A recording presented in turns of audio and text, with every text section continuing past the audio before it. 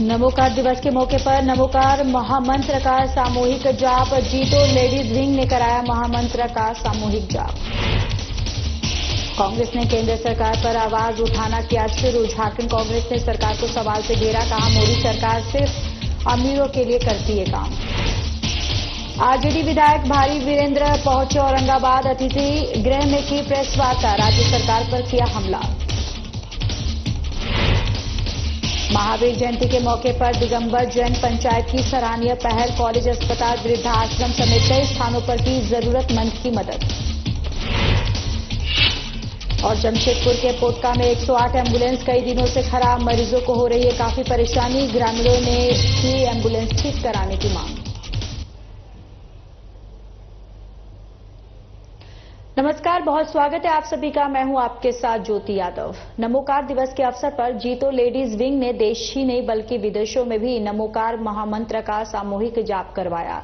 आपको बताते चले कि विज्ञान भवन दिल्ली में आयोजित ऐतिहासिक कार्यक्रम में प्रधानमंत्री नरेंद्र मोदी भी शामिल हुए। तो वहीं बात हजारीबाग की करें तो बडम बाजार जैन मंदिर में कार्यक्रम का आयोजन किया गया था, जिसमें पुरुष, महिलाएं समेत बच्चे शामिल हुए।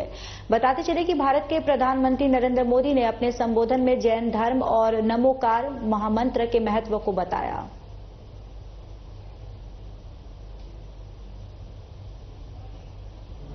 आज हमारे जो विश्व नवकार दिवस मनाया गया है, मुझे बहुत ही गर्व है कि बहुत ही अच्छे से मनाया गया है।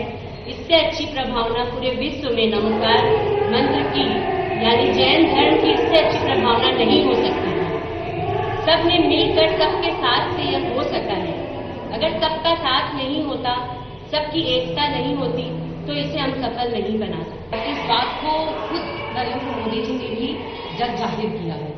नवकार मंत्र, जो कि हम कहते हैं कि 84 लाख मंत्रों का राजा है, आज उस नमोकार मंत्र के लिए, उसके दिवस को मनाने के लिए 108 देशों में हर जगह एक ही समय पे हमने नमोकार मंत्र का उच्चारण किया और इस उत्साह को हर एक समाज ने मिलकर बहुत ही आगे और बहुत ही प्रभावना के साथ इसे मनाया है। मैम, कल महावीर जयंती, इसको लेकर भी जीतो लेडीज विंग क्या कुछ खास और आकर्षण करने जा रही है? अभी तो देखिए नवकार दिवस को ही लेकर के हमारी तैयारी जोर शोर से चल रही थी।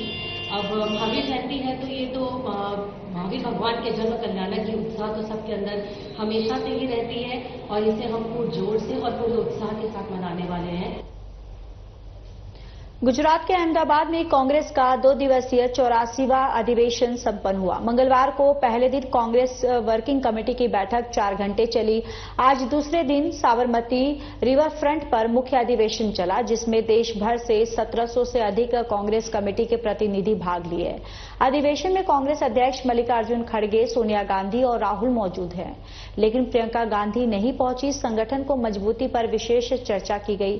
साथ ही केंद्र सरकार पर विचार किया गया कि चुनाव बैलेट पेपर से होना चाहिए, ईवीएम से नहीं। कार्यकर्ताओं ने ईवीएम पर सवाल उठाते हुए कहा है कि सरकार ने ऐसी तकनीक बनाई है जिससे उन्हें फायदा हो और विपक्ष को नुकसान।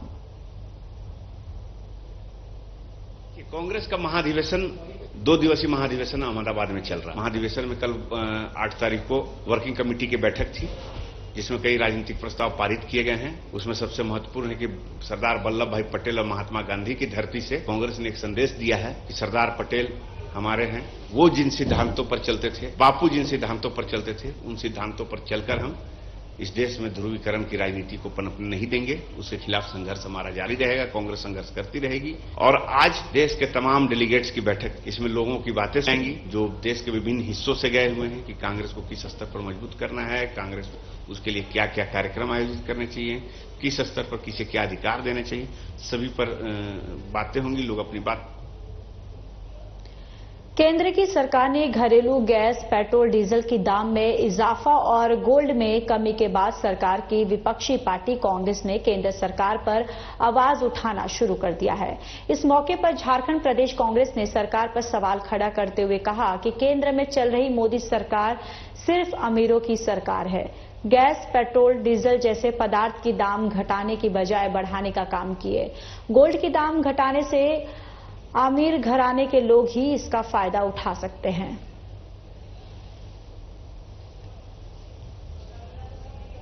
देश की आम जनता सोना थोड़े खरीदती है, सोना खरीदते हैं अमीर लोग, तो उनके लिए दाम घटाए गए हैं और भोजन पानी की व्यवस्था करते हैं। भोजन पानी की आवश्यकता है गरीबों को, मध्यम वर्ग के परिवारों को, तो उसके दाम बढ़ाए गए हैं। यह तो भाजपा का शासनकाल व्यापारियों का शासनकाल है।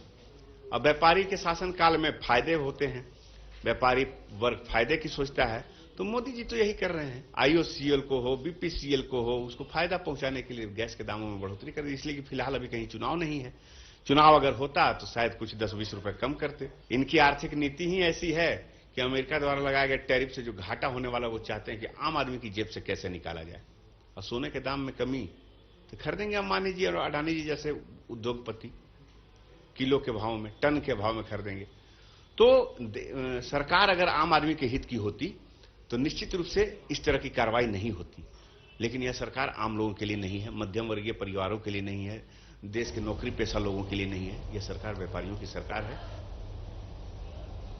जमशेदपुर में मंत्री रामदास सोरेन चौकीदार नियुक्त पत्र वितरण समारोह में मुख्य अतिथि के रूप में शामिल हुए। आपको बताते चले कि टाउन हॉल सिद्धगोड़ा में जिला स्तरीय चौकीदार नियुक्ति पत्र वितरण समारोह का आयोजन किया गया था। इस दौरान चौकीदार के रिक्त 224 पद पर नवचयनित अभ्यर्थियों को नियुक्ति पत्र प्रदान किया गया।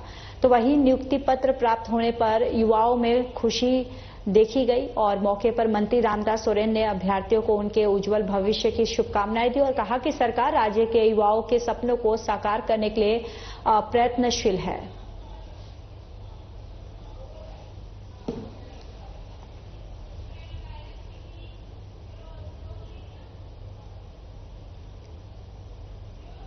कोडरमा में वाम दलों ने रसोई गैस और डीजल पेट्रोल की कीमतों में बढ़ोतरी के खिलाफ विरोध प्रदर्शन किया। इसे लेकर जीपीआईएम के जिला सचिव असीम सरकार ने कहा है कि इससे आम जनता पर करीब 39,000 करोड़ रुपए का बोझ बढ़ जाएगा।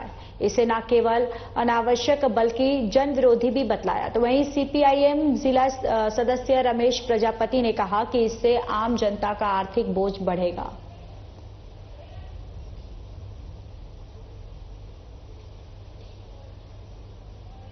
हम विरोध तो करेंगे, बाकी चीजें सरकार के हाथों में। तो ये जो महंगाई की है, क्या पूंजीपतियों को फायदे पहुंचाने का कहीं ना कहीं षड्यंत्र है? पूरे तौर पे पूंजीपतियों को फायदा पहुंचाने की ये उनकी तारीख है। देश आज आर्थिक संकट से गुजर रहा है। एक तरफ जो है पूरे स्टॉक मार्केट में धराशायी हो रहे हैं, छोटे छोटे निवेशक का बहुत रुपया चला जा रहा है, आर्थिक संकट के दलदल में है। उससे ध्यान आकृष्ट न करके, उसके लिए कोई रास्ता अपना करके उल्टे जनता के ऊपर बोझ दे करके ये प्रमाणित कर रही है। ये सरकार जो है आम जनों के खिलाफ है। अब ये सरकार जनता के लिए है नहीं, अडानी अंबानी के लिए, अडानी अंबानी के खजाना भरने के लिए देश की जनता को लूटकर, जैसे जानते हैं कि राजतंत्र कैसे चलाया जाता है, जनता को ऐसा कमजोर कर देना है आर्थिक रूप से कि वो 2 जून का रोटी को ही अपना विकास समझे।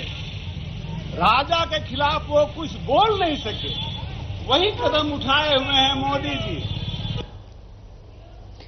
गांडेय में आयोजित 9 दिवसीय निःशुल्क मोतियाबिंद सर्जरी शिविर का विधायक कल्पना मुर्मू सोरेन ने उद्घाटन किया है। यह शिविर आपको बताते चले कि गांडेय के सामुदायिक स्वास्थ्य केंद्र में आयोजित किया गया। बताया गया है कि विजय शंकर चैरिटेबल ट्रस्ट के द्वारा चलाए गए इस शिविर में चेन्नई से आए चिकित्सकों की टीम के द्वारा मरीजों का न सिर्फ जांच की जाएगी बल्कि सर्जरी भी की जाएगी। इस बाबत गांडेय विधायक कल्पना मुर्मू सोरेन ने इस शिविर में ज्यादा से ज्यादा लोगों को लाभ उठाने की अपील की। जिस तरीके से आप लोगों ने हमेशा लड़कर के हिम्मत से हमारे साथ हमेशा खड़े रहे हैं, अपने लोगों को उनकी दृष्टि जो थोड़ी सी धूमिल हो रही है उसमें तेज लाने का काम करेंगे और महिलाओं को, बड़ों बुजुर्गों को अवगत कराएंगे कि ये कार्यक्रम यहाँ चल रहा है। आपके बोले हुए, क्योंकि 9 से 17 पहले टेस्ट होंगे, उसके बाद ऑपरेशन होगा, मतलब आपका पहले जांच होगा, उसके बाद जो भी उसमें आपके मेडिकल उसमें ट्रीटमेंट की जरूरत पड़ेगी वो होगा। तो ये आप लोगों को ज्यादा से ज्यादा जागरूक करिए और लोगों को ये बताइए कि यहाँ पर में आपके आंखों के लिए ये काम हो रहा है, तो आपको यहाँ आकर के इस सेवा से अपने आप को आच्छादित करना है। बस इन्हीं चंद बातों के साथ आगे में भी और कार्यक्रम है। आप यहाँ उपस्थित हुए सभी बड़ों को, हमारे भाई दादा को, हमारी दीदी बहनों माताओं को, आप लोगों को बहुत बहुत धन्यवाद है। और खास करके हमारे ट्रस्टी जो यहाँ पे आए हैं, इनको धन्यवाद है। जिला प्रशासन को धन्यवाद है। सब लोगों ने मिल करके ये बताया है कि सोच की सिर्फ जरूरत होती है, काम तो बहुत कर सकते हैं। तो पहले ये सोच आंखों से शुरू करते हैं, फिर धीरे धीरे हम लोग हर एक क्षेत्र में आगे का काम मजबूती से करेंगे। राष्ट्रीय जनता दल के मनेर विधायक भाई वीरेंद्र औरंगाबाद पहुंचे, जहां उन्होंने अतिथि गृह में प्रेस वार्ता आयोजित की और प्रेस वार्ता के दौरान वे वर्तमान राज्य सरकार पर हमलावर नजर आए। उन्होंने बताया कि बिहार में डबल इंजन की सरकार लगातार लोगों को ठगने का काम कर रही है। महंगाई और बेरोजगारी से परेशान बिहार के लोग अपने आप को असुरक्षित महसूस कर रहे हैं। तो वहीं तेजस्वी यादव और नीतीश कुमार की 17 महीने की सरकार को भाई वीरेंद्र ने अच्छा बताया है और साथ ही कहा कि आगामी विधानसभा चुनाव में बिहार में पूर्ण बहुमत से महागठबंधन की सरकार बनने जा रही है। लेते हैं, न रिश्वत देते हैं, न फंसाते हैं, न बचाते हैं। तो निश्चित रूप से सरकार नंगा हो गई है और सरकार से जनता जानना चाहती है कि आखिर किसान हर जाति और धर्म के लोग हैं, वो परेशान हैं, तो परेशानी कब तक ये झेलता रहेगी किसान। और सरकार से सवाल करती है और सरकार हाथ पर हाथ धरकर बैठी हुई है और जनता के गाढ़ी कमाई का पैसा लूटने का काम करिए। अंचल ऑफिस लुटेरे का, ज्यादातर लुटेरों का वो अड्डा हो गया है और एक कर्मचारी 5-6 लोगों को पिए रखता है और उसी से वसूली पूरे करता है। इसलिए मैं चाहूंगा कि सरकार इसको देखे और किसानों से जुड़ा हुआ मामला है। यह देश किसानों का देश है और किसान ठगे हुए महसूस कर रहे हैं। आने वाले समय में ये निश्चित रूप से जनता सवाल करेगी और अपने वोट के चोट से इस सरकार को नेस्तनाबूद करने का काम। महागठबंधन एकजुट है और कहीं कुछ नहीं है। हमको लगता है कि गोदी मीडिया और मोदी मीडिया का ये सब प्रचार है और कहीं नहीं कुछ है। और महागठबंधन एकजुट है, हम एकजुट है, ऑल इज वेल। चलिए आगे बढ़ते हैं। महावीर जयंती के पावन अवसर से पहले बुधवार को दिगंबर जैन पंचायत ने एक सराहनीय पहल की है। पंचायत ने शेख भिखारी मेडिकल कॉलेज और अस्पताल, वृद्धा आश्रम समेत कई स्थानों पर जाकर जरूरतमंद लोगों के बीच फल और बिस्किट का वितरण किया। इस संबंध में दिगंबर जैन और पंचायत के उपाध्यक्ष जेपी जैन ने बताया कि हर वर्ष महावीर जयंती से पहले समाज सेवा के कार्य किए जाते हैं, जिससे कि भगवान महावीर के उपदेशों को लोगों तक पहुंचाया जा सके। साथ ही बताया कि गुरुवार को महावीर जयंती पर शहर में धूमधाम से शोभा यात्रा निकाली गई। संपूर्ण दिगंबर जैन पंचायत हजारीबाग की ओर से महावीर जयंती के शुभ अवसर पर यहाँ पर आए हैं सदर अस्पताल हजारीबाग और मरीजों के बीच हम लोग फल, बिस्किट वगैरह का वितरण कर रहे हैं। इसके बाद हम लोग ओल्ड एज होम, मूक बधिर बच्चों का स्कूल, आज कन्या गुरुकुल और दिव्यांग बच्चों के स्कूल में भी जाएंगे और वहां पर भी फल का वितरण करेंगे।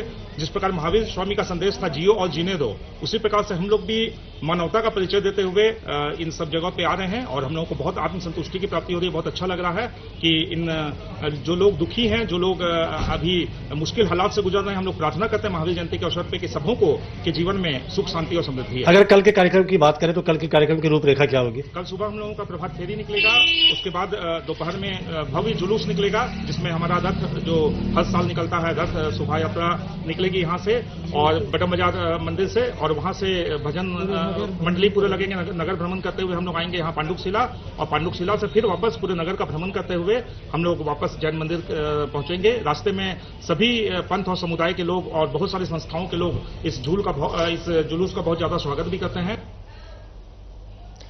जमशेदपुर के पोटका में मरीजों और घायलों के लिए जीवन रेखा के रूप में कहे जाने वाला 108 एम्बुलेंस पिछले कई दिनों से खराब है, जिसके कारण मरीजों को काफी परेशानी का सामना करना पड़ रहा है। मजबूरन मरीजों को प्राइवेट वाहनों से अस्पताल ले जाना पड़ रहा है। ग्रामीणों का कहना है कि जल्द से जल्द 108 एम्बुलेंस को चालू किया जाए। पोटका प्रखंड का यह दुर्भाग्य की बात है कि हमारे जुड़ी वाला जो एम्बुलेंस है 3 महीने से खराब पड़ा हुआ है और हल्दीपुकुर वाला भी 1 महीना से खराब पड़ा हुआ है। और यहाँ के पोटका के जनता को 108 डायल करने में तुरंत एम्बुलेंस आता था और एम्बुलेंस लाइफ लाइन है, यहाँ का जनता का लाइफ लाइन है। बड़ी दुख की बात है कि ये दोनों खराब पड़ा हुआ है और प्राइवेट जो भी यहाँ एम्बुलेंस है उसमें तत्काल तुरंत फोन करने से भी तुरंत आता नहीं है और आने वाले दिन आते दिन एक्सीडेंट होते रहता है। मैं यहाँ के जनप्रतिनिधियों को और यहाँ के हमारे जो है सिविल सर्जन को, हमारे मुख्यमंत्री जी को हम आपके चैनल के माध्यम से जानकारी देना चाहता हूँ कि जल्द से जल्द इसको रिपेयरिंग किया जाए। पोटका में करीब 2.5 लाख 3 लाख का करीब जनसंख्या है और 108 एम्बुलेंस यहाँ की जीवन रेखा है। अगर तत्काल मान लीजिए कहीं किसी तरह का घटना हो जाए, एक्सीडेंट हो जाए तो 108 का सहारा लिया जाता है। आज पोटका में करीब 2 एम्बुलेंस है 108 का, करीब 1.5-2 महीना से खराब पड़े और खराब होने के चलते कोई भी 108 में डायल कीजिए, किसी तरह कोई रिस्पॉन्स नहीं मिल रहा है। आम पब्लिक को प्राइवेट गाड़ी का, कार का या एम्बुलेंस का सहारा लेना पड़ रहा है। हमारे झारखंड सरकार का उपलब्धि नहीं मानेंगे क्योंकि ये 108 जो एम्बुलेंस इसी के माध्यम से कई लोग जो इसका लाभ लेते हैं, जैसे कोई सड़क से आवागमन करने वाले लोग, सड़क दुर्घटना होता है तो उसी के माध्यम से लोग संपर्क करते हैं और जो भी संबंधित उपचार केंद्र है वहाँ भेजने का काम करते हैं। गर्भवती महिलाएं हैं और ऐसे कई लोग जो 108 एम्बुलेंस का लाभ लेने का जरूरत है, वो लोगों को लाभ नहीं मिल पा रहा। इसी का कारण है क्योंकि कोई 6 महीना तक खराब है तो कोई 1 महीना तक खराब है। और आपके चैनल के माध्यम से ही सरकार से और वन विभाग से निवेदन भी करते हैं कि यथाशीघ्र ये एम्बुलेंस को सुधार किया जाए। रक्तदान महादान होता है और इस कथन को लेकर देश के लगभग सभी नागरिक अपना रक्तदान करते हैं। इस उपलक्ष्य पर राजधानी रांची के सदर अस्पताल में अस्तित्व फाउंडेशन के बैनर तले रक्तदान शिविर का आयोजन किया गया, जिसमें सैकड़ों लोग इस कार्य में कदम बढ़ाकर रक्तदान किए। मौके पर फाउंडेशन की अध्यक्षा कीर्ति श्रीवास्तव और समाज सेवा अतुल ने लोगों से अपील करते हुए कहा कि इस कार्य में सामर्थ्य अनुसार लगभग सभी लोगों को रक्तदान करना चाहिए और रक्तदान करने से किसी भी प्रकार की कोई दिक्कत का सामना नहीं करना पड़ता, यानी कोई दिक्कत नहीं होती है, इसलिए रक्तदान करना चाहिए। शरीर के लिए ये बेहतर साबित है। ब्लड की कमी यहाँ पे हमेशा रहती है। पेशेंट्स लोगों को कोविड के वक्त भी हमने देखा था कि बहुत ज़्यादा प्रॉब्लम्स हुई थी लोगों को ब्लड के लिए, तो उसको देखते हुए मेरे दिमाग में ये था कि हम लोग ब्लड डोनेशन कैंप करेंगे। तो बस अभी मौका मिला मुझे और ऐसा संजोग भी बैठ गया कि हम यहाँ हमारा सब लाइन अप भी बैठ गया अच्छे से, तो बस इसीलिए हम ये करें। लोगों से मैं अपील ये करूंगी कि जितना हो सके आप लोग बल्क में आएँ और ब्लड डोनेट करें, क्योंकि ये बहुत ज़रूरी है मानवता के लिए भी और आपका हेल्थ भी अच्छा होता है। ब्लड देने से आपको कभी भी कमी नहीं होती है खून की या प्रॉब्लम नहीं होता है। लोग डरते हैं आजकल कि ब्लड देंगे तो या बेहोश हो जाएंगे या कुछ होगा, ऐसा कुछ भी नहीं होता है। बहुत ही हेल्दी है देना और हेल्दी लोगों का ही ब्लड लिया जाता है, ये भी समझना होगा। तो ये आप आएंगे, आपका टेस्ट होगा, आपको खुद भी पता चल जाएगा आप कितने हेल्दी हैं और आप देने के लायक है। ये गर्व की बात है। ये उल्टा है, कमजोरी नहीं होती है और जो पहला तो वही व्यक्ति देगा या दे सकता है जो एलिजिबल होता है। अब एलिजिबल कौन होता है? जिसका वजन 45 से ऊपर है, जिसका खुद हेमोग्लोबिन 12.5 से ऊपर होगा। अगर उस व्यक्ति का हेमोग्लोबिन 12.5 से कम है तो ब्लड बैंक खुद ही नहीं लेगा। तो हेमोग्लोबिन उनका 12.5 से ऊपर पाया जाएगा, वजन 45 से ऊपर होना चाहिए, pulse BP close to normal होना चाहिए। बाकी पूरी स्क्रीनिंग करते हैं कि कोई बीमारी, कोई दवा ना चल रहा हो। सो उसकी पूरी एलिजिबिलिटी चेक होती है और जो स्क्रीनिंग प्रोसेस है ये 2 लोगों की सेफ्टी को भी इंश्योर करता है। एक तो जो देने वाला है उसकी सेफ्टी देखनी इंपॉर्टेंट होती है और इसी के लिए वो स्क्रीनिंग है, और जो लेने वाला है। कई बार देना सेफ है लेकिन हम ले नहीं सकते, या आपने दे दिया हम उसको चढ़ा नहीं सकते। जैसे किसी ने 24 घंटे के अंदर अल्कोहल ले लिया, दे तो सकता है वो लेकिन हमें लेना नहीं है। इसीलिए वो जो स्क्रीनिंग है, इतने सारे सवाल पूछे जाते हैं कि वो medically, clinically, mentally, physically fit and sound है या नहीं।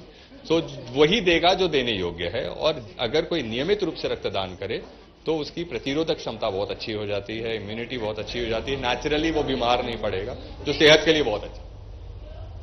साइबर अपराध पर अंकुश लगाने को लेकर जामताड़ा साइबर थाना पुलिस की ओर से लगातार कार्रवाई की जा रही है और इस बीच एसपी डॉक्टर हेतेशाम और आपको बताते चले कि वकारीब को गुप्त सूचना प्राप्त हुई थी। सूचना थी कि नारायणपुर थाना क्षेत्र के रायडी स्थित खाली मैदान में कुछ साइबर अपराधियों के द्वारा फोन कॉल के माध्यम से लोगों से ठगी की जा रही है, जिसके बाद पुलिस टीम ने त्वरित कार्रवाई करते हुए उक्त स्थान पर छापेमारी कर मौके से 3 साइबर अपराधियों को गिरफ्तार किया, जिनमें कमल मंडल, मनोज मंडल और राबेन मंडल के नाम शामिल है। इन लोगों के पास से 10 फर्जी मोबाइल, 16 सिम और 4 एटीएम कार्ड, एक आधार कार्ड, एक पैन कार्ड और एक ड्रोन सेट, 2,95,000 रुपये नगद और एक मोटरसाइकिल, एक चार पहिया वाहन जो है वो भी इनके पास से पुलिस ने बरामद किया है।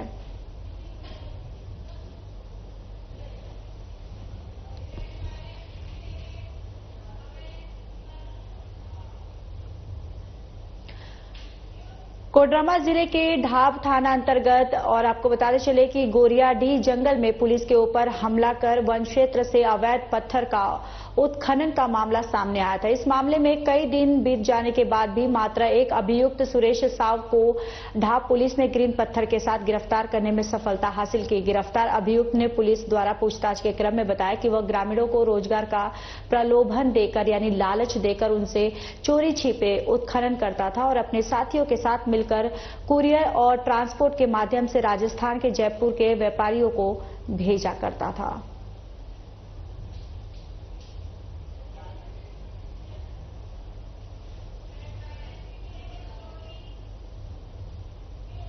बोकारो की बालीडीह थाना पुलिस ने ज्वेलर्स दुकान में चोरी की घटना को अंजाम देने वाले इनामी गिरोह के 4 सदस्यों को चार्ज के साथ गिरफ्तार कर लिया है। आपको बताते चले कि दुकानों में भीड़भाड़ होती थी और उसको प्लानिंग कर रात में सेंधमारी करते या फिर शटर तोड़कर चोरी की घटना को अंजाम दिया करते थे। थाना प्रभारी नवीन कुमार सिंह ने बताया कि गैंग का सदस्य उत्तर प्रदेश राज्य के बदायूं जिला के कादर चौक थाना अंतर्गत भोजपुर और धौनपुरा गांव के रहने वाले हैं। सभी तीनों कांडों का उद्भेदन करते हुए इस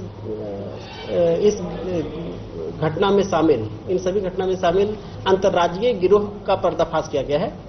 ये गिरोह बेसिकली यूपी राज्य के हैं, जो बदायूं जिला के भोजपुर गांव जो थाना कादिर चौक थाना अंतर्गत पड़ता है वहां के रहने वाले हैं। ये अंतर्राज्यीय गिरोह है जो कि पूरे भारतवर्ष में घूम घूम के सोना चांदी दुकान को टारगेट करके चोरी करते हैं। इनके द्वारा एक नए तरीका का मोडस अपनाया गया है। इनके द्वारा दिन में साइकिल में कुर्सी लादकर घूम घूम कर बेचने का कार्य किया जाता है। बेचने का काम केवल बहाना रहता है। इनके द्वारा जिस दुकान में काफी भीड़ भाड़ रहती है उसे रेकी किया जाता है। साथ ही साथ कैसे घटना को अंजाम दिया जाता है इसकी प्लानिंग करते हैं और फिर पुनः उसी दुकान को टारगेट करके ये चोरी करते हैं। सारण जिले के मांझी थाना क्षेत्र के जई छपरा रोड के आपको बताते चले कि छपरा रोड के किनारे एक युवक का शव फंदे से लटकता हुआ मिला। इसकी खबर मिलते ही आसपास के गांव में सनसनी फैल गई। मृत युवक की पहचान मटियार पंचायत के खजूरट हिट निवासी घुरन यादव के 20 वर्षीय पुत्र बिट्टू यादव के रूप में हुआ है और परिजनों ने बताया कि युवक गुजरात में नौकरी करता था और अभी घर आया हुआ था और कल शाम से ही लापता था, जिसकी खोजबीन की जा रही थी। फिलहाल पुलिस पूरे मामले की छानबीन कर रही है।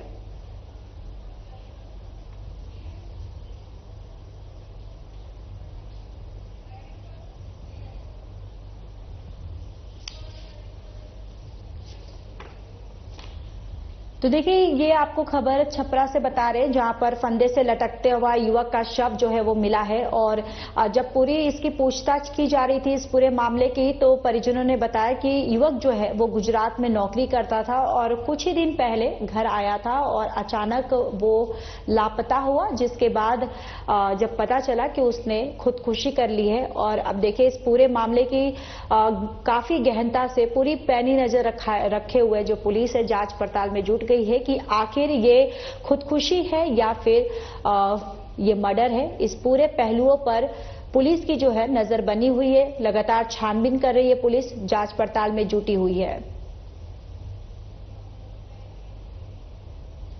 और देखिए, इस खबर के बाद पूरे इलाके में सनसनी फैल गई। ग्रामीण जो है वो घटना स्थल पर यहां पर पहुंचे, पूरी तरह से यहां पर ग्रामीण जो है वो इकट्ठे हो गए और वही परिजनों का इस घटना के बाद रो रो कर बुरा हाल है। परिजन काफी हताश है और काफी निराश है। और आपको ये भी जानकारी देते चले कि अब परिजनों ने इस पूरे मामले की जानकारी जो है पुलिस को शिकायत दी है। पुलिस को परिजनों ने बताया कि ये परिजन जो है लगातार रो रहे हैं और इसके साथ ही पुलिस को इन्होंने बताया कि युवक जो है वो गुजरात में काम करता था और कुछ ही दिन पहले ही वो घर आया था और अचानक आज वो लापता हुआ।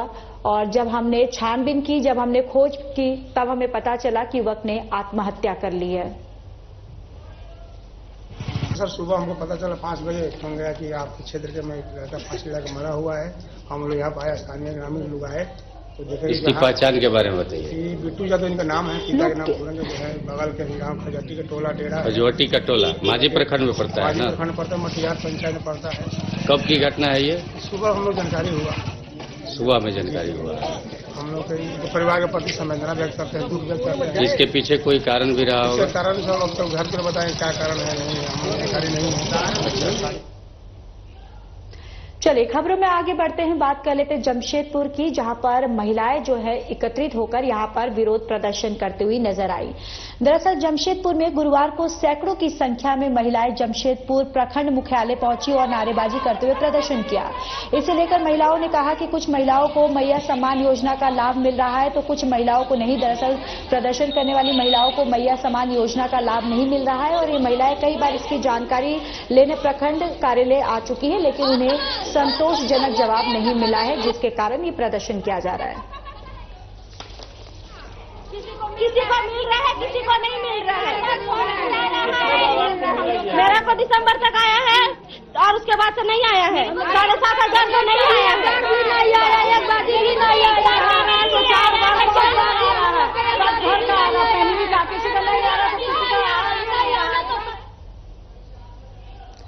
हजारीबाग से अगली खबर है, जहां पर रामनवमी को आपको बताते चले कि यहां पर रामनवमी को इंटरनेशनल रामनवमी कही जाती है, जो सफलतापूर्वक संपन्न हुई। इसके लिए सभी लोगों ने जिला प्रशासन, नगर निगम, मीडिया समेत तमाम जनता का धन्यवाद किया। समाज सेवी लता जैन पांड्या ने भी रामनवमी के सफल आयोजन को लेकर जिला प्रशासन को धन्यवाद किया है। हम जैसे सभी को पता है कि हजारीबाग की रामनवमी को हम लोग इंटरनेशनल रामनवमी के नाम से जाना जाता है यहाँ पर। और यहाँ पे सबसे अच्छी बात है कि बहुत अच्छी धूमधाम से ये रामनवमी का पर्व समाप्त हुआ। यहाँ पे जिला प्रशासन, नगर निगम और बाकी यहाँ की आम जनता, सभी लोगों ने बहुत साथ दिया और बहुत अच्छी तरीके से ये पर्व पे अपना। चलिए इस बुलेटिन में इतना ही। नमस्कार।